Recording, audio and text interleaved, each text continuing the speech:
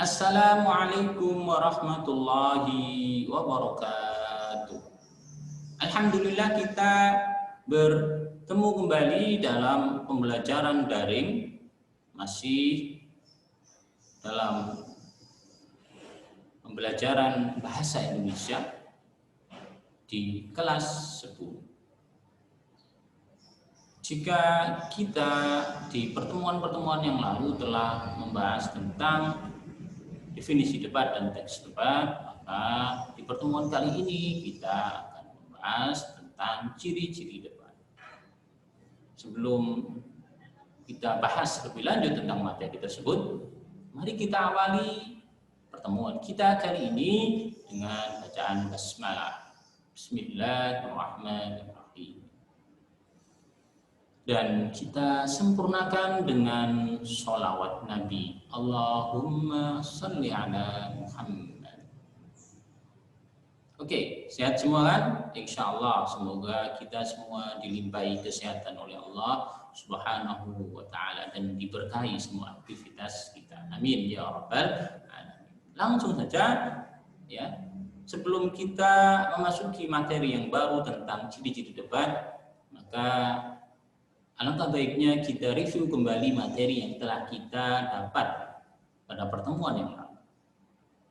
Tentang apa? Yaitu tentang definisi dari debat dan teks debat. Singkat saja ya, definisi dari debat, ya kalau secara definisi yaitu kegiatan atau suatu proses bertukar pendapat, membahas sebuah topik atau isu dari sudut pandang yang berbeda. Yang kata kuncinya ada 3 ya, yaitu saling bertukar pendapat, adanya membahas sebuah topik atau suatu topik, dan kata kunci yang ketiga yaitu dari sudut pandang yang berbeda. Itu definisi tentang debat. Kalau definisi tentang teks debat, ya, yaitu tulisan yang berisi kegiatan. Itu tadi sedikit review tentang materi yang telah kita bahas pada pertemuan yang lalu. Nah, sekarang kita memasuki materi baru walaupun masih dalam pelajaran debat, yaitu ciri-ciri dari debat. Di slide di belakang Ustadz bisa kalian baca dan pelajari, ya, bahwa ada 4 ciri dari debat.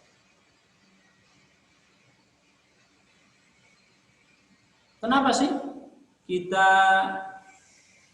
mempelajari tentang ciri-ciri debat? Ya, tentunya jika kita tahu ciri-ciri debat, maka kita bisa mengidentifikasi sebuah kegiatan, ya, dan paling tidak kita bisa menyimpulkan, oh ini kegiatan apa sih? Ini kegiatan pidato kah, negosiasi kah, atau kegiatan debat, berdasarkan ciri-ciri yang telah kita pelajari. Oke. Langsung saja, ciri-ciri debat yang pertama adalah bahwasanya dalam debat itu terdapat 2 sudut pandang yang berbeda. 2 sudut pandang. Bisa jadi 2 kelompok. Semestinya ada lebih dari 1 kelompok. Ya, minimal 2 kelompok. Kelompok yang sudut pandang yang berbeda itu adalah terdiri dari kelompok yang pro, kelompok yang setuju terhadap topik yang dibahas, dan sudut pandang yang kedua, kelompok yang kontra, yang tidak setuju atau bertentangan dengan topik yang dibahas. Seperti yang kemarin ya, video yang telah kita tonton, yaitu tentang ya bahwasanya pesantren itu dianggap mampu menjadi sebuah solusi di tengah radikalisme yang marak terjadi di sekolah. Ada pihak pro, ada pihak yang kontra. Jadi ada 2 sudut pandang yang berbeda. Itu ciri yang pertama, ada pro dan kontra. Lah, setelah adanya ciri yang pertama, maka kita lanjut ciri yang kedua. Karena adanya dua sudut pandang atau dua kelompok minimal yang berbeda pendapat, yang berbeda sudut pandang, maka dalam forum debat itu akan terjadi saling atau proses saling mempertahankan pendapat masing-masing. Kelompok pro mempertahankan atas kesetujuannya terhadap topik, sedangkan kelompok yang kontra pasti akan mempertahankan pendapatnya terhadap ketidaksetujuan terhadap topik tersebut atau terhadap anggapan tersebut. Nah, saat saling mempertahankan pendapat ini pasti ada pendapat-pendapat dari kedua kelompok yang mungkin dan harus didasari dari apa? Dari sebuah sumber atau data yang valid dan dapat dipercaya. Itu. Jadi datanya harus dipercaya. Ya. Jadi jangan sampai data-data yang dimunculkan, pendapat-pendapat yang diutarakan itu berdasarkan data yang tidak valid, yang tidak bisa dipercaya, sumber-sumber yang belum jelas kredibilitasnya. Itu ciri yang kedua. Ya. Terus karena adanya saling mempertahankan pendapat, maka ciri yang ketiga adalah terjadinya adu argumentasi. Jadi argumentasi yang namanya debat ya. Misalnya kelompok yang pro seperti video yang kemarin itu, dan mungkin kalian bisa cari di video-video debat atau acara-acara televisi ada debatnya. Pasti nanti akan ada adu argumentasi, di mana adu argumentasi ini pihak yang pro misalnya ini mengutarakan atas kesetujuannya terhadap sebuah topik isu. Nah, ini terjadi saling menyanggah, saling membantah antara pendapat yang pro dan pendapat yang kontra. Nah, di situ terjadi adu argumentasi. Tentu yang perlu digarisbawahi dalam adu argumentasi ini jangan hanya kemahiran dalam retorika, ya. Jangan hanya yang diandalkan kemahiran dalam berbicara atau public speaking, tapi harus dilengkapi, diperkuat dengan data yang valid atau sumber yang dapat dipercaya agar argumentasinya ini berbobot, tidak ngomong ngalor ngidul. Nah, ini yang tidak boleh, perdebatan yang hanya mengandalkan kepandaian berbicara saja, ya. Akhirnya bulet, muter aja, yang tidak ada titik temu. Itu tidak boleh. Nah, makanya kita dalam berargumentasi itu harus ada dasarnya, ada data yang valid. Di samping itu juga perlu apa? Perlu kemampuan public speaking yang mumpuni juga.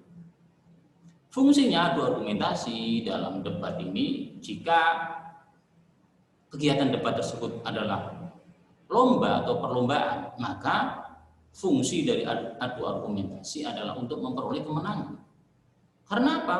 Karena dalam lomba-lomba debat itu pada dasarnya ada 3 penilaiannya agar suatu kelompok itu dinyatakan sebagai pemenang. 1, yaitu dari argumentasinya, ya.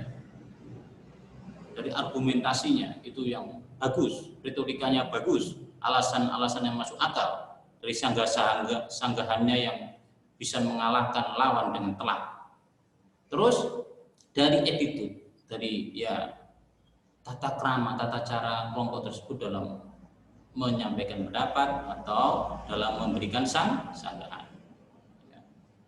Terus yang ketiga yaitu bagaimana pendapat kelompok tersebut sesuai dengan tema dari perdebatan itu. Itu yang akan membuat suatu kelompok dinyatakan sebagai pemenang. Pinter argumen, datanya valid, terus attitude-nya juga bagus, terus penyampaian pendapatnya itu dengan istilahnya dengan artikulasi yang jelas juga dan tidak menyimpang dari tema. Jadi itu fungsinya adu argumentasi.